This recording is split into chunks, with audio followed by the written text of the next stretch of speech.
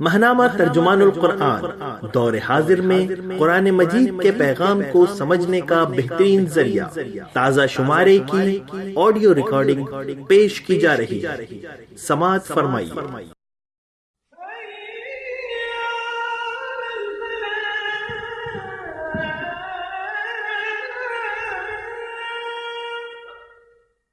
بسم اللہ الرحمن الرحیم۔ اشارات، ربیع الاول، قبلہ اول اور مسئلہ فلسطین۔ تحریر عبدالغفار عزیز، ترجمان القرآن، دسمبر 2017۔ اگرچہ رحمت للعالمین صلی اللہ علیہ وآلہ وسلم سے ہمارا تعلق کسی خاص مہینے، دن یا واقعے کا محتاج نہیں، ایک مسلمان ہونے کے ناطے ہمارا ہر دن اللہ اور اس کے رسول صلی اللہ علیہ وآلہ وسلم سے محبت کے زیر سایہ گزرتا ہے، لیکن بعض لمحات اور بعض دنوں میں سیرت اطہر کی خوشبو چہار جانب چھائی محسوس ہوتی ہے۔ امتیوں کا یہ معاملہ البتہ عجیب ہے کہ ہم میں سے اکثر نے حیات طیبہ کے صرف کسی ایک گوشے پر اکتفا کر رکھا ہے، کہیں چند اذکار اور کہیں صرف وقتی ذکر شہ ابرار، کہیں اطاعت رسول صلی اللہ علیہ وآلہ وسلم کی روح سے آری مجالس نعت، اور کہیں صرف مخصوص وضاقتہ پر اکتفا۔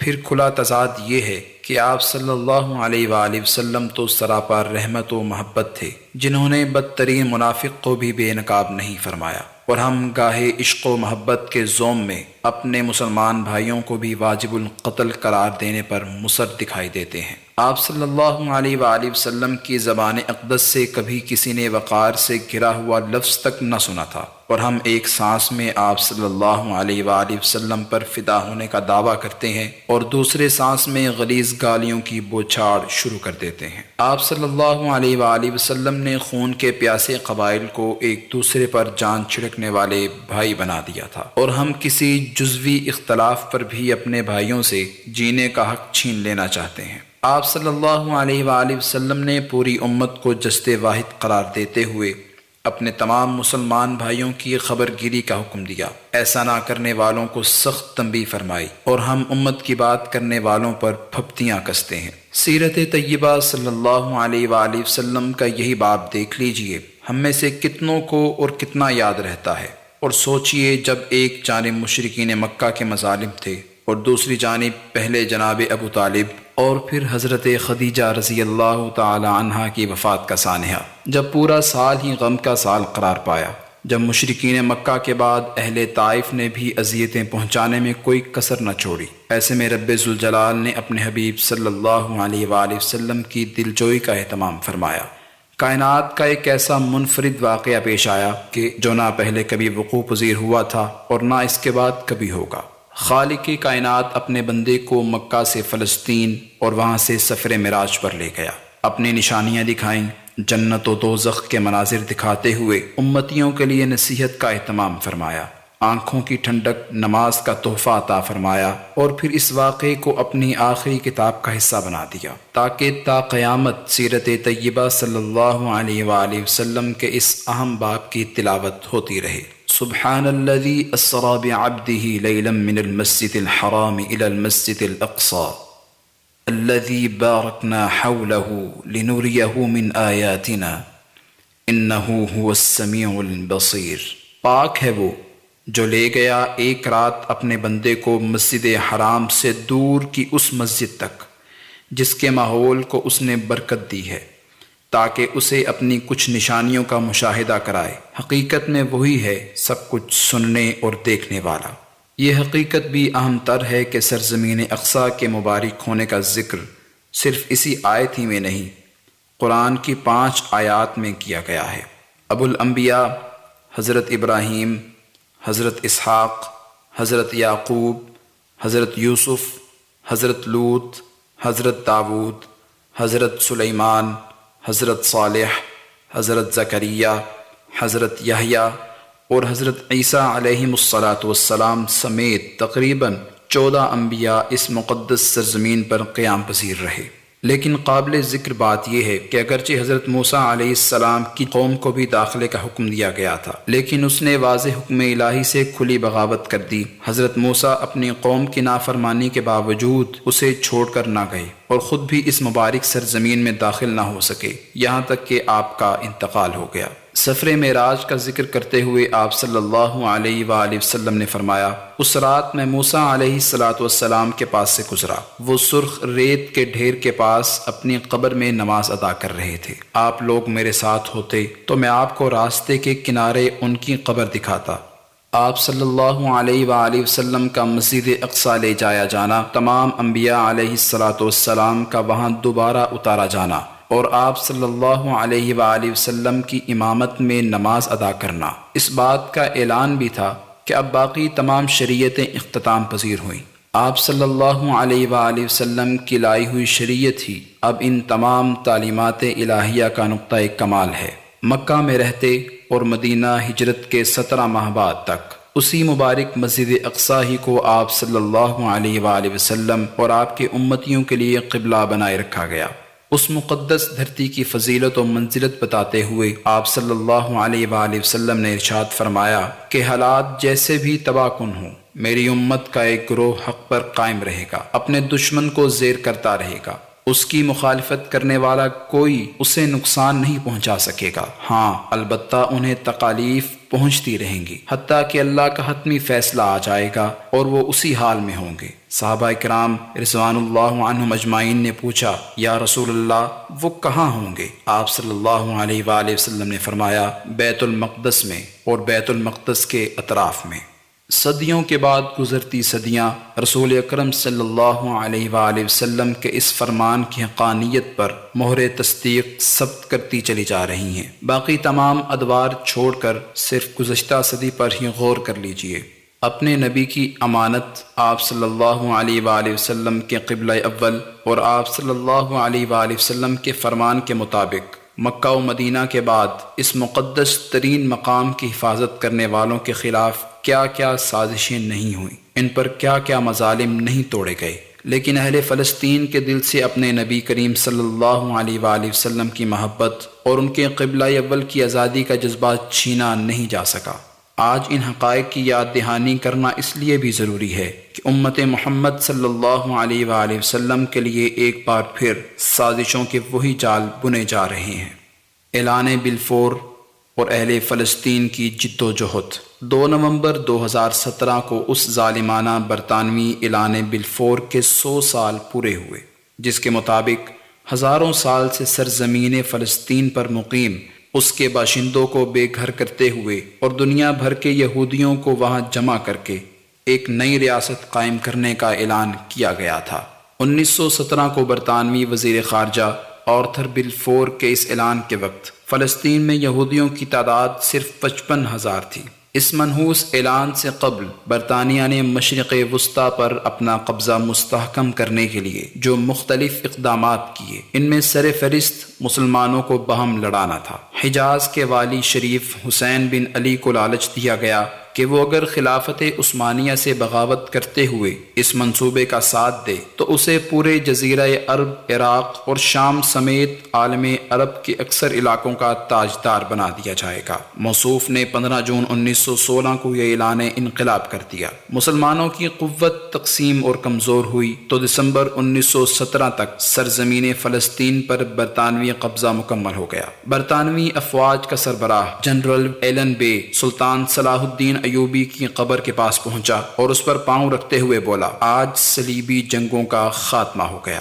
گویا یہ سارا منصوبہ بیت المقدس پر قبضے کے لیے لڑی جانے والی 800 سالہ صلیبی جنگوں ہی کا تتمہ تھا۔ ایک طرف یہ سامراجی منصوبہ ساز اور شریف مکہ جیسے ان کے ہم نواب مسلم حکمران تھے، اور دوسری طرف اپنا سب کچھ بیت المقدس کی آزادی کی خاطر قربان کرتے ہوئے جد و جہد کرنے والے اہل ایمان تھے۔ 27 جنوری سے 15 فروری 1919 تک بیت المقدس میں پہلی فلسطینی کانفرنس ہوئی۔ شرکاء نے بلاد الشام، موجودہ فلسطین، شام، لبنان، اردن اور عراق کی تقسیم اور اس پر قبضہ مسترد کرنے کا اعلان کیا۔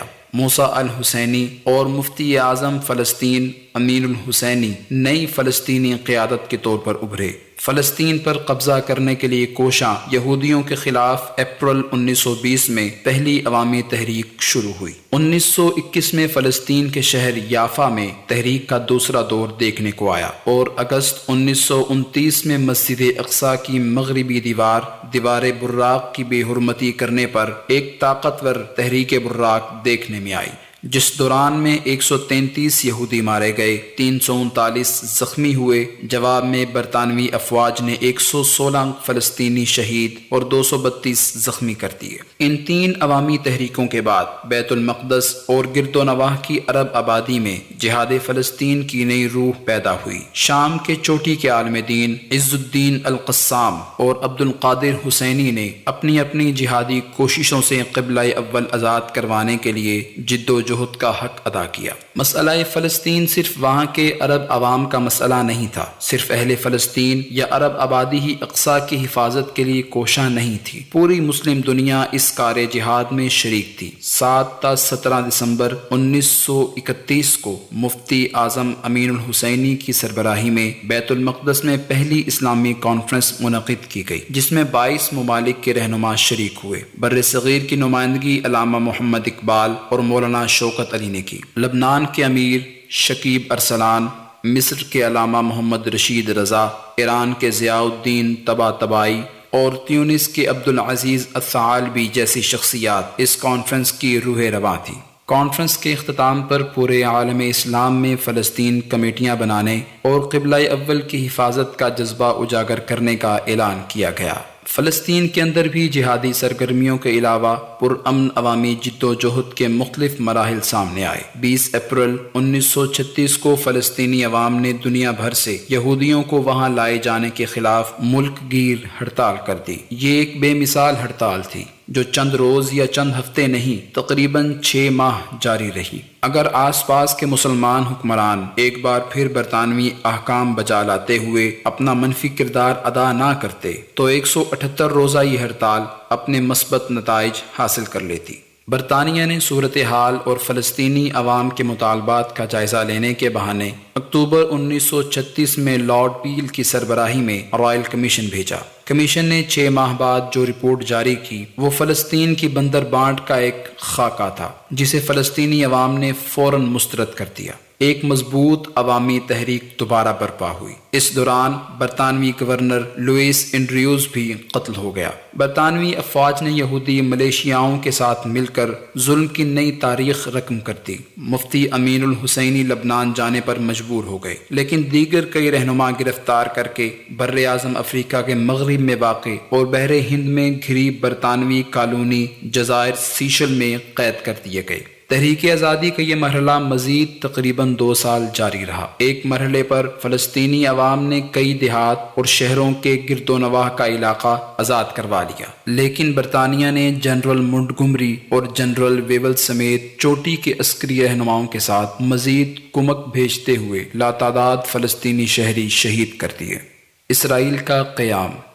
عوامی غیظ و غضب اور دوسری جنگ عظیم کے گہرے ہوتے ہوئے سائے کی وجہ سے برطانیہ کو مسئلے کا سیاسی حل تلاش کرنے پر بھی مجبور ہونا پڑا۔ اس نے تقسیم کا منصوبہ معطل کر دیا، گرفتار و ملک بدر رہنماؤں کو رہا کر دیا، مسئلے کے حل کے لیے لندن میں گول میز کانفرنس بلائی جو ناکام رہنا تھی اور ناکام رہی۔ مئی 1939 میں قرطاس ابیض وائٹ پیپر جاری کرتے ہوئے اعلان کیا کہ وہ فلسطین کو یہودی ریاست نہیں بنانا چاہتا، عربوں اور یہودیوں کی مشترک حکومت بنانا چاہتا ہے۔ وعدہ کیا کہ وہ آئندہ 10 برس کے اندر اندر ایک آزاد فلسطینی ریاست تشکیل دے گا۔ فلسطینی عوام کو ان اعلانات کی صداقت پر یقین نہیں تھا، اس لیے انہوں نے انہیں مسترد کر دیا۔ اسی دوران میں دوسری عالمی جنگ شروع ہو گئی۔ مفتی امین الحسینی کئی ملکوں سے ہوتے جرمنی پہنچ گئے۔ جرمنی نے برطانیہ کے مقابلے میں فلسطینیوں کی حمایت اور امداد کا اعلان کیا۔ اسی اثنا میں صہیونی قیادت نے عالمی قیادت کا مرکز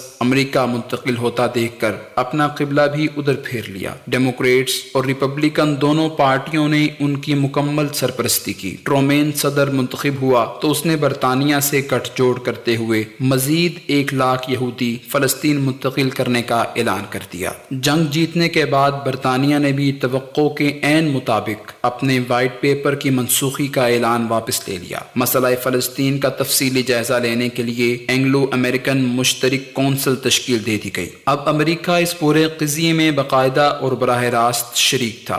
2 اپریل 1947 کو برطانیہ نے اقوام متحدہ میں مسئلہ فلسطین پر ایک قرارداد پیش کی، جس نے 29 نومبر 1947 کو اسے منظور کرتے ہوئے سرزمین فلسطین کے 54.7% علاقے پر ایک یہودی ریاست قائم کرنے کا اعلان کر دیا۔ 2 نومبر 1917 کو کیے جانے والے برطانوی اعلان بلفور سے لے کر 14 مئی 1948 کو اسرائیلی ریاست کے باقاعدہ قیام کے اعلان تک زمینی حقائق کیسے تبدیل کیے گئے، اس کا اندازہ درج ذیل اعداد و شمار سے ہوتا ہے۔ 1918 میں غیر یہودی فلسطینی آبادی 6 لاکھ سے متجاوز تھی، جبکہ باہر سے آ کر بسنے والوں سمیت یہودیوں کی کل تعداد 55,000 تھی، جو آبادی کا 8.4% تھے، اور ان کے پاس فلسطین کا 2% علاقہ تھا۔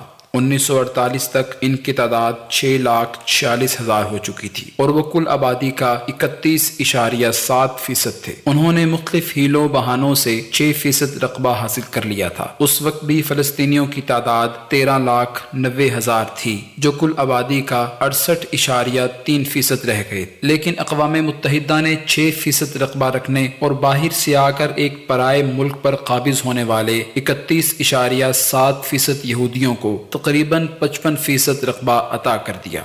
اہل فلسطین کا رد عمل۔ تقسیم سرزمین اقصیٰ کا اعلان ہونے پر فلسطینی عوام نے احتجاج کیا تو جواب میں ان کے خلاف اعلان جنگ کر دیا گیا۔ بدقسمتی سے کسی پڑوسی عرب ریاست یا حکومت نے ان کی کوئی مدد نہ کی۔ سب نے بہانہ بنایا کہ جب اعلان کے مطابق 15 مئی 1948 کو برطانوی افواج یہاں سے نکل جائیں گی تو اس وقت وہ فلسطینی عوام کی مدد کریں گے۔ فلسطینی عوام نے خود ہی اپنے نبی کریم صلی اللہ علیہ وآلہ وسلم کی امانت کی حفاظت کا فیصلہ کیا۔ پڑوسی علاقوں بالخصوص مصر سے عوام ان کی جو مدد کر سکتے تھے وہ انہوں نے کی۔ الاخوان المسلمون کے بانی حسن البنا اور ان کی جماعت اہل فلسطین کی مدد کرنے والوں میں سر فہرست تھے۔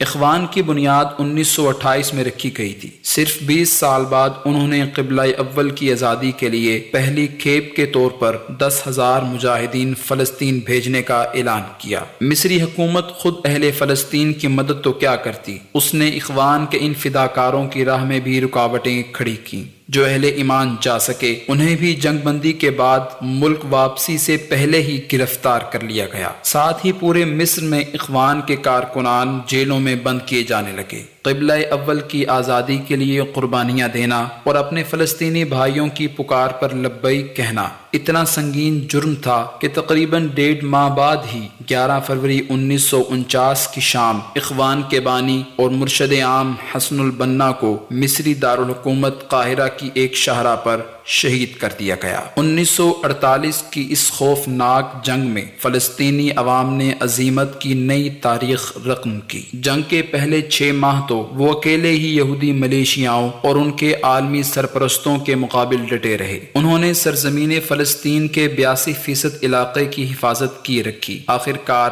7 عرب ممالک کی افواج نے اہل فلسطین کی مدد کا اعلان کیا، لیکن ان کا فلسطین جانا ان کے وہاں نہ جانے سے بھی زیادہ تباہ کن ثابت ہوا۔ ان افواج کی حقیقت اسی بات سے واضح ہو جاتی ہے کہ ان میں سے ایک ملکی ارسال کردہ فوج کے اعلیٰ افسران میں سے 45 افسر عرب نہیں برطانوی تھے۔ 7 عرب ریاستوں کی افواج کی وہاں موجودگی کے دوران دسمبر 1948 میں جنگ بندی کا اعلان ہوا تو فلسطین کا 77% علاقہ یہودی افواج کے ہاتھ دیا جا چکا تھا۔ اس دوران 13,90,000 فلسطینیوں میں سے 8 لاکھ شہری زبردستی ملک بدر کر دیے گئے۔ مزید 30,000 سے زائد ملک کے اندر مہاجر ہو گئے۔ 4,500 سال سے وہاں آباد ایک پوری قوم سے ان کے آباء و اجداد کی سرزمین چھین لی گئی۔ مسلمانوں سے ان کا قبلہ اول اور عیسائیوں سے ان کے مقدس مقامات چھین لیے گئے۔ 1922 میں وہاں عیسائیوں کی تعداد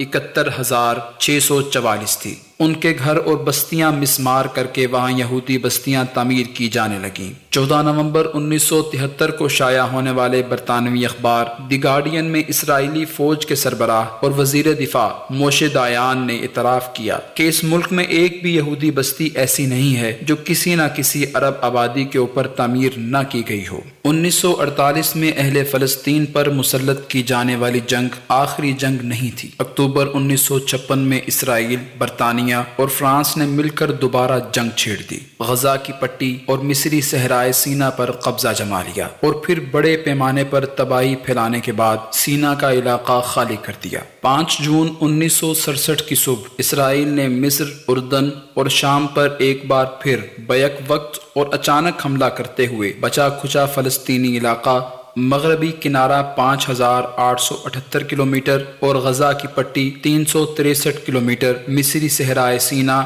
61,198 مربع کلومیٹر، شامی گولان کی پہاڑیاں 1,150 مربع کلومیٹر بھی قبضے میں لے لیا۔ مصر، شام اور اردن کی تقریباً ساری فضائی قوت ان کے ہوائی اڈوں پر ہی تباہ کر دی۔ 10,000 سے زائد مصری، 6,000 اردنی اور 1,000 شامی فوجی مارے گئے۔ اس جنگ کے نتیجے میں 3,30,000 مزید فلسطینی شہری ملک بدر اور بے گھر کر دیے گئے۔ اکتوبر 1973 میں صہیونی ریاست سے شام اور مصر کی چوتھی جنگ ہوئی۔ آغاز میں مصر و شام کا پلہ بھاری رہا، لیکن پھر امریکی فضائی کمک کے نتیجے میں صہیونی افواج نہر سویز کے مغربی علاقے اور شام کی کئی نئی بستیوں پر بھی قابض ہو گئیں، لیکن مجموعی طور پر اس جنگ میں صہیونی ریاست اور اس کی افواج کو بڑا دھچکا لگا۔ کیمپ ڈیوڈ اور اوسلو معاہدے۔ یہ جنگ عرب ممالک کے ساتھ صہیونی ریاست کی آخری کھلی جنگ تھی، لیکن اس کے بعد اس سے بھی زیادہ خوفناک ایک جنگ کا آغاز ہو گیا۔ اس نئی جنگ میں اسرائیل کے خلاف لڑنے والے عرب ممالک اب سرزمین اقصی پر صہیونی قبضہ اور ان کی ناجائز ریاست تسلیم کرتے ہوئے خود اس کی جانب سے لڑنے لگے۔ فروری 1974 میں مصر نے لڑائی ختم کرنے کا معاہدہ کیا اور ستمبر 1978 میں انور السادات نے کیمپ ڈیوڈ معاہدہ کرتے ہوئے خطے میں اسرائیل کو تسلیم کرنے کی ایک نئی دوڑ شروع کر دی۔ وقتی طور پر عرب لیگ نے مصر کی رکنیت معطل کر دی، لیکن پھر نہ صرف اس کی رکنیت بحال کی بلکہ خود بھی اسی دوڑ میں شامل ہو گئی۔ اب جس حکمران کو بھی خود اپنے عوام یا کسی برادر ملک کے خلاف سہارے کی ضرورت ہوتی، وہ قبلہ اول پر قابض دشمن سے دوستی کے رشتے قائم کرنا شروع کر دیتا۔ پہلے اس کی آبیاری خلافت عثمانیہ کے قاتل مصطفیٰ کمال پاشا اور اس کے وارث کر رہے تھے۔ اب خطے کا سب سے اہم ملک مصر بھی ان کی صفوں میں شامل ہو گیا۔ بظاہر اس معاہدے کے نتیجے میں صحرائے سینا سے صہیونی فوجوں کا انخلا ہو گیا، لیکن ایسی کڑی شرطوں کے ساتھ کہ گویا وہاں موجود مختصر سی مصری افواج عملاً اسرائیلی افواج کے ماتحت کام کر رہی ہوں۔ مصر کے بعد اردن بھی اسی روح سیاہی کا شکار ہوا۔ اگست 1993 میں کئی سال کے خفیہ مذاکرات کے بعد ناروے کے دارالحکومت اوسلو میں مسئلہ فلسطین کے اکلوتے اور قانونی وارث ہونے کے دعوے دار یاسر عرفات نے امن کے نام پر ایک طویل معاہدہ کر لیا۔ اس گنجلک معاہدے کا حتمی نتیجہ یہ تھا کہ اگر باقی ماندہ فلسطینی شہری اسرائیلی ریاست کو اپنی اطاعت کا مرحلہ وار ثبوت دیتے چلے جائیں تو آخر کار غزہ اور مغربی کنارے میں فلسطینی اتھارٹی کو بعض اختیارات دے دیے جائیں۔ اس معاہدے کا سب سے قبیح پہلو یہ تھا کہ اس میں مذکورہ چند موہوم وعدوں کی قیمت پر پہلے ہی حلے میں سرزمین اقصی کے 77% سے زائد علاقے پر اسرائیلی قبضہ تسلیم کر لیا گیا تھا۔ سب سے اہم اور حساس معاملے یعنی بیت المقدس کے مستقبل کو تمام مذاکرات سے خارج کرتے ہوئے بعد کے کسی مرحلے کے لیے اٹھا رکھا گیا تھا۔ فلسطینی اتھارٹی نے نہ صرف یہ عہد کیا کہ وہ آئندہ کبھی اسرائیل کے خلاف قوت کا استعمال نہیں کرے گی، بلکہ یہ معاہدہ بھی کیا کہ اگر کوئی بھی فرد یا گروہ ایسا کرے گا تو فلسطینی اتھارٹی اس کا قلع کما کرے گی۔ مزید ذلت آمیز شرط یہ رکھی گئی کہ اسرائیلی افواج جب چاہیں گی فلسطینی علاقوں میں آ کر کارروائیاں کر سکیں گی۔ ان کے آنے پر فلسطینی اتھارٹی کی پولیس یا فوج کے تمام افراد ان کے راستے راستے سے روپوش ہو جائیں گے۔ اگر کبھی ایسی صورت پیدا ہو گئی کہ اسرائیلی فوجی اتنی اچانک آ جائیں کہ وہاں سے نکلنا ممکن نہ ہو تو فلسطینی سپاہی اپنا اسلحہ زمین پر رکھ کر دیوار کی طرف منہ کر کے کھڑے ہو جائیں گے تاں کہ اسرائیلی وہاں سے چلے جائیں۔ اس معاہدے میں دنیا بھر کی خاک چھاننے پر مجبور کر دیے جانے والے فلسطینی مہاجرین اب تک جن کی تعداد 70 لاکھ تک پہنچ چکی ہے کے بارے میں کوئی بات نہیں کی گئی تھی۔ گویا وہ لاوارث اب اپنی سرزمین پر واپسی کا خواب تک بھی نہ دیکھیں۔ فلسطینی علاقوں میں مسلسل تعمیر کی جانے والی یہودی بستیوں کے بارے میں بھی چپ سادے رکھی گئی۔ مکمل طور پر اسرائیلی رحم و کرم پر جینے والی اس اتھارٹی کا سب سے بنیادی مقصد فلسطینی عوام میں روز افزوں تحریک انتفاضہ کو کچلنا رہ گیا، یعنی جو کام خود صہیونی افواج انجام نہیں دے سکی تھیں وہ اب خود فلسطینی عوام سے کروایا جانے لگا۔ اس ذمہ داری کے لیے محمد دہلان نامی شخص کا انتخاب بھی خود ہی کر دیا گیا۔ موصوف نے مغربی کنارے اور غزہ میں جاسوسی، جیل خانوں اور اذیت گاہوں کا ایک وسیع نظام قائم کر دیا۔ تھوڑے ہی عرصے میں تحریک مزاحمت و آزادی کے کئی اہم ترین رہنما شہید ہو گئے اور بڑی تعداد میں گرفتار۔ یہ تمام جتن کرنے کے باوجود بھی اہل فلسطین کے دل سے سرزمین اقصی آزاد کرنے کا جذبہ ختم نہ کیا جا سکا۔ تحریک انتفاضہ اور حماس۔ سال 2000 میں اس حقیقت کا بے مثال ثبوت ایک بار پھر پوری قوت سے ساری دنیا کے سامنے آ گیا۔ متعصب صہیونی جماعت لیکوڈ پارٹی کے سربراہ اور 1982 میں لبنان کے فلسطینی کیمپوں صبرا شاتیلا میں خوفناک قتل عام کروانے والے سابق وزیر دفاع ایریل شیرون نے اعلان کر دیا کہ اسرائیل ایک ناقابل تسخیر حقیقت ہے۔ یروشلم، بیت المقدس سمیت اس کی ساری سرزمین ہماری ہے اور میں اس حقیقت کا اعلان کرنے کے لیے مسجد اقصی میں جاؤں گا۔ اسرائیلی حکومت نے اس اعلان کی تائید کی اور شیرون کی مدد کرنے کے لیے 600 مسلح افراد اس کے ہمراہ بھیج دیے۔ اس نے 28 ستمبر 2000 کو اس ناپاک جسارت کا ارتکاب کیا تو پوری فلسطینی قوم بپھر کر اٹھ کھڑی ہوئی۔ انتفاضہ اقصی شروع ہو گیا جو تقریباً 5 برس تک جاری رہا۔ اس دوران صہیونی افواج نے ممنوعہ ہتھیاروں سمیت ہر ہتھ کنڈا استعمال کر کے دیکھ لیا۔ 4500 شہری جن میں سینکڑوں بچے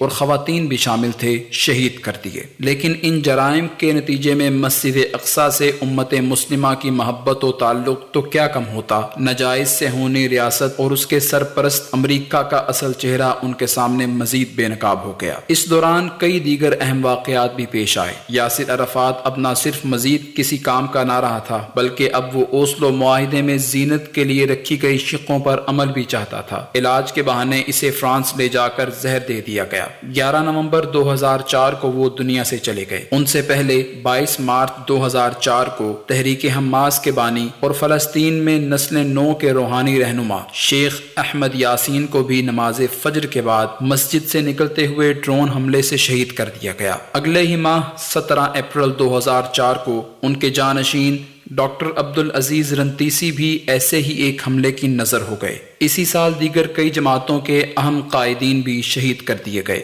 یاسر عرفات کے بعد محمود عباس ابو مازن نے ان کی جگہ سنبھالی۔ ان کا بنیادی فلسفہ ہی عسکریت یعنی آزادی اقصی کے لیے مسلح جہاد کا خاتمہ تھا۔ انہوں نے ذمہ داری سنبھالتے ہی کئی دیگر اقدامات کے علاوہ بلدیاتی اور پارلیمانی انتخابات کا اعلان بھی کر دیا۔ ساتھ ہی ساتھ شہادتوں اور گرفتاریوں کا سلسلہ بھی جاری رکھا۔ تحریک حماس فلسطینی اخوان جہاں اپنے عسکری بازو عز الدین القسام بریگیڈ کی وجہ سے سب سے مؤثر جہادی گروہ ہے، وہیں وہ فلسطینی عوام کے اعتماد و حمایت کی حامل اہم ترین جماعت بھی ہے۔ مختلف مشاورتوں کے بعد انہوں نے 2005 کے بلدیاتی اور 2006 کے پارلیمانی انتخابات میں حصہ لینے کا فیصلہ کیا۔ نتائج آئے تو پوری دنیا کے لیے حیران کن تھے۔ 132 کے ایوان میں حماس کو 78 اور محمود عباس کی جماعت الفتح کے تمام دھڑوں کے مشترکہ پینل کو 45 نشستیں حاصل ہوئیں۔ اسرائیل کے لیے حماس کی یہ جیت تحریک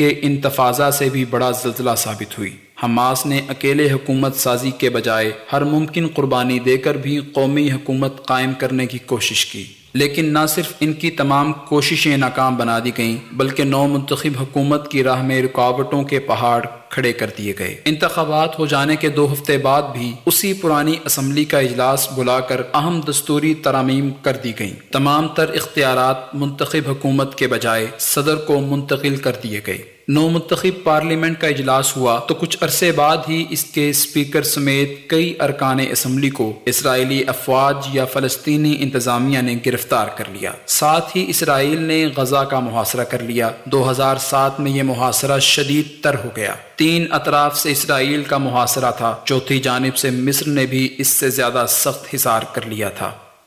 غزہ کا محاصرہ اور سازشیں۔ محمود عباس نے بھی منتخب حکومت کے خاتمے کا اعلان کرتے ہوئے غزہ کے مکمل بائیکاٹ کا اعلان کر دیا۔ 2008، 2009 اور 2012 میں اسرائیل نے غزہ پر خوفناک جنگ مسلط کر دی، کیمیائی ہتھیار تک استعمال کر ڈالے۔ غزہ کے عوام سے صرف ایک مطالبہ کیا جا رہا تھا کہ وہ حماس کا ساتھ چھوڑتے ہوئے مسجد اقصیٰ سے دستبردار ہو جائیں اور اسرائیل کو تسلیم کر لیں۔ ایسے کڑے حصار اور پے در پے جنگوں کے بعد غزہ میں محصور 8 لاکھ سے زائد انسانوں کا زندہ بچ جانا بھی ایک معجزہ ہوتا، لیکن وہ نہ صرف زندہ رہے بلکہ انہوں نے حماس کا ساتھ چھوڑنے سے بھی انکار کر دیا۔ 2016 سے آج 2017 تک یہ محاصرہ اپنی تمام تر ہولناکیوں کے ساتھ جاری ہے۔ اس دوران 2011 میں عالم عرب کی عوامی تحریکوں کے نتیجے میں مصر سمیت کئی ملکوں سے آمریت کا عارضی خاتمہ ہوا۔ مصر کے منتخب صدر محمد مرسی کا 1 سالہ دور اقتدار جون 2012 جولائی 2013 ہی ایسا گزرا کہ مصر نے اہل غزہ کے لیے سرحدوں اور دلوں کے دروازے کھول دیے۔ یہی اقدام صدر محمد مرسی کا سب سے بڑا جرم بن گیا اور انہیں بدترین خونی فوجی انقلاب کے ذریعے اقتدار سے ہٹا کر جیل میں بند کر دیا گیا۔ ان پر سب سے اہم الزام یہ لگایا گیا کہ انہوں نے حماس کے ساتھ گٹھ جوڑ کرتے ہوئے اسے اہم راز پہنچائے۔ نبی اکرم صلی اللہ علیہ وآلہ وسلم کے قبلہ اول اور سرزمین بیت المقدس پر قبضہ کر کے وہاں ایک صہیونی ریاست تشکیل دینے کے لیے پورے 100 سال پر محیط سازشوں اور مظالم کا قدر طویل ذکر اس لیے کیا جا رہا ہے کہ آج ایک بار پھر ہم تاریخ کے ایک سنگین دوراہے پر لا کھڑے کیے گئے ہیں۔ عجیب بات یہ ہے کہ 100 سال بعد بھی وہی ہتھ کنڈے، وہی سازشیں اور وہی عناصر پوری امت مسلمہ کی قسمت کا فیصلہ کرنے پر تلے ہوئے ہیں۔ 100 برس قبل برطانیہ نے اعلان بلفور کیا تھا، اب امریکہ اس صدی کا سب سے بڑا سودا مفقۃ القرن ڈیل آف دا سینچری کرنے جا رہا ہے۔ مصر کے سرکاری اخبارات میں شائع شدہ جنرل عبد الفتاح السیسی اور امریکی صدر ٹرمپ کا مکالمہ ملاحظہ فرمائیے۔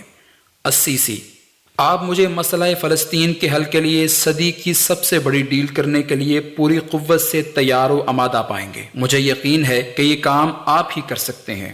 صدر ٹرمپ: یہ کام ہم سب مل کر کریں گے۔ ہم مل کر دہشت گردی کا مقابلہ کریں گے اور ہماری دوستی طویل عرصے تک رہے گی۔ صدی کی سب سے بڑی یہ ڈیل کیا ہے، اس کی تفصیل ابھی خفیہ رکھی جا رہی ہے۔ واقعات و عمل درآمد کی رفتار لیکن بہت تیز ہے۔ حماس اور الفتح میں مصالحت۔ ابھی آپ نے پڑھا کہ مصر کے منتخب صدر محمد مرسی کا تختہ الٹنے کے بعد ان کے خلاف جو سب سے پہلا مقدمہ قائم کیا گیا وہ دہشت گرد تنظیم حماس کے ساتھ گٹھ جوڑ کا تھا۔ قطر سے قطع تعلق کرتے ہوئے اس پر بھی حماس کو پناہ دینے کا الزام لگایا گیا۔ کئی مغربی ممالک نے اس کا نام دہشت گرد تنظیموں کی فہرست میں شامل کیا ہوا ہے۔ گزشتہ چند ہفتوں کے دوران میں اسی دہشت گرد حماس اور محمود عباس کی الفتح کے درمیان نہ صرف صلح کروا دی گئی بلکہ اسے ایک کارنامہ قرار دیا گیا۔ حیرت کی بات یہ ہے کہ یہ کارنامہ جنرل سیسی ہی نے انجام دیا۔ اس معاہدے کے نتیجے میں 11 سال سے جاری غزہ کے محاصرے میں مرحلہ وار نرمی کرنے کا اعلان بھی کیا گیا ہے۔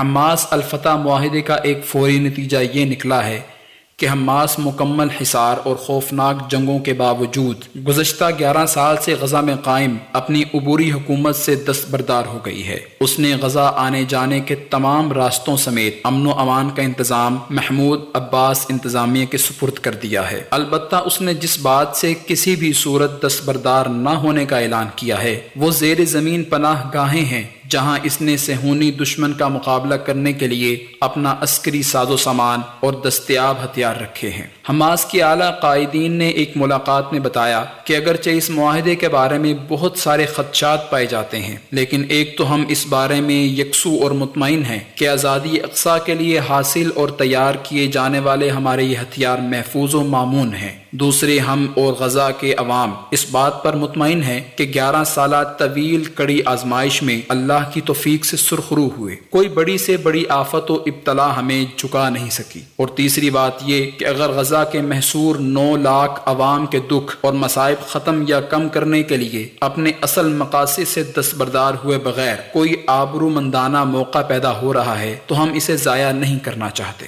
غور کرنے کی بات البتہ یہ ہے کہ یہ سلوک کروانے بلکہ اس پر اصرار کرنے والوں کے اصل اہداف کیا ہیں؟ اس کا جواب یہ ہے کہ تحریک حماس اب ایک اتنی بڑی زمینی حقیقت ہے کہ مسئلہ فلسطین کا کوئی بھی حل اس وقت تک عملاً ممکن نہیں ہو سکتا جب تک وہ اس میں شامل نہ ہو۔ لیکن دوسرا بلکہ خطرناک پہلو یہ ہے کہ صدی کا سب سے بڑا سودا کرنے والے حماس کو بھی یقیناً کسی سودے بازی یا بے دست و پاک کرنے کی سازش کا شکار کرنا چاہیں گے۔ اس پورے تناظر میں ایک تیز رفتار اور عام پیش رفت یہ ہو رہی ہے کہ 1-2 نہیں درجن بھر سے زائد مسلم ممالک صہیونی ریاست کے ساتھ اس وقت خفیہ مذاکرات کر رہے ہیں۔ اقوام متحدہ میں اسرائیلی سفیر دانی دانون کا ایک بیان 26 نومبر کے اسرائیلی اخبارات میں شائع ہوا ہے۔ اس نے انکشاف کیا ہے کہ اس وقت اسرائیل ایسے 12 مسلم ممالک سے خفیہ مذاکرات کر رہا ہے کہ جن سے ہمارے تعلقات نہیں ہیں۔ اسرائیلی سفیر نے طنزیہ انداز میں کہا کہ اس سے پہلے یہ مسلم سفراء اسرائیلیوں کو دیکھ کر راستہ بدل لیا کرتے تھے، اب وہ ہم سے تقریباً ہفتہ وار ملاقاتوں میں مشترک منصوبوں پر گفت و شنید کرتے ہیں۔ دانون کے بقول اس وقت ہمارا اصل مسئلہ یہ ہے کہ بند کمروں میں ہونے والے یہ مذاکرات منظر عام پر کیسے لائے جائیں۔ دانون کے علاوہ کئی اسرائیلی وزراء، خود وزیر اعظم نیتن یاہو اور فوجی سربراہ گیڈی ایزنکوٹ بھی ایسے متعدد بیانات دیتے ہوئے خطے کے کئی اہم ترین مسلم ممالک کا نام لے چکے ہیں۔ پورے منصوبے کے بارے میں اب تک نشر کی جانے والی تجاویز میں سے اسرائیلی وزیر سوشل مساوات جیلا جملیل کے بیان کی تصدیق و تائید کئی اطراف سے ہو رہی ہے۔ اس کا کہنا تھا کہ کسی فلسطینی ریاست کے قیام کی اب ایک ہی صورت ہے کہ غزہ اور مصری صحرائے سینا کے ایک حصے کو ملا کر وہاں یہ مجوزہ ریاست بنا دی جائے۔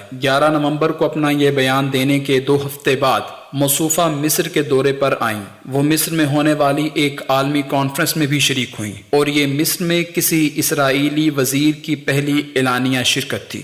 خود فلسطینی صدر محمود عباس بھی اپنی تمام تر وفاداریوں کے بعد اب مختلف اطراف سے دباؤ کا شکار ہیں۔ ان سے تقاضا کیا جا رہا ہے کہ وہ صدی کے اس اہم ترین فیصلے میں غیر مشروط تعاون کریں۔ محمود عباس کے ایک قریبی دوست سے ملاقات میں انہوں نے محمود عباس کا یہ جملہ دہراتے ہوئے صورتحال سے آگاہ کیا۔ میں کہتا ہوں کہ ہمارے ساتھ کیے جانے والے معاہدے پر الف سے یا تک عمل درآمد ہو اور آغاز الف سے کیا جائے، لیکن ان کا کہنا ہے کہ معاہدہ کرو، ہم اس پر عمل بھی کریں گے، لیکن اس پر عمل درآمد یا سے الف کی طرف شروع کیا جائے۔ انہیں مزید دباؤ میں لانے کے لیے واشنگٹن میں ان کے دفتر کی تجدید کرنے سے انکار کیا جا چکا ہے۔ بہت ممکن ہے کہ اس مرحلے پر 82 سالہ محمود عباس بھی اپنے پیش رو یاسر عرفات کے انجام کو پہنچا دیے جائیں۔ ان کی جگہ اب محمد دہلان کو آگے بڑھایا جائے، جو محمود عباس سے سنگین اختلافات کے بعد ایک عرصے سے ابو ظہبی میں فعال ہیں۔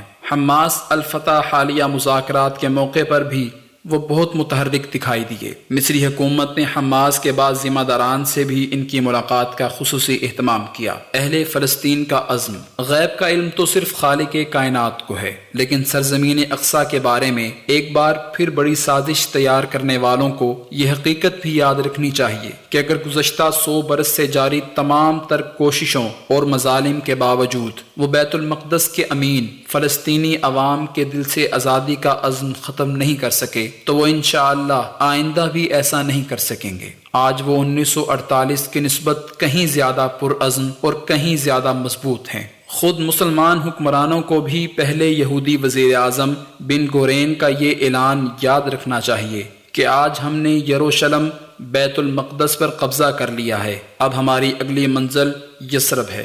چوتھی وزیر اعظم گولڈا مائر نے سرزمین حجاز کی جانب رخ کرتے ہوئے کہا تھا، مجھے مدینہ اور حجاز سے اپنے آباء و اجداد کی خوشبو آ رہی ہے، یہ ہمارا علاقہ ہے اور ہم نے اسے واپس لینا ہے۔ حکمرانوں کو یہ حقیقت یاد رہے یا نہ رہے، مسلم امت اسے کبھی فراموش نہیں کر سکتی۔ اسی حقیقت کا اعتراف گزشتہ دنوں اسرائیلی وزیر اعظم نیتن یاہو نے کیا ہے کہ مسلم حکمران تو ہم سے تعاون پر آمادہ ہیں، اصل رکاوٹ مسلم عوام ہیں۔ صہیونیوں کے خواب یقیناً بکھرتے رہیں گے اور مسلمانان عالم قبلہ اول سے اپنی محبت اور قبلہ و کعبہ سے وابستگی کو اپنی زندگی کا وظیفہ بنائے رکھیں گے۔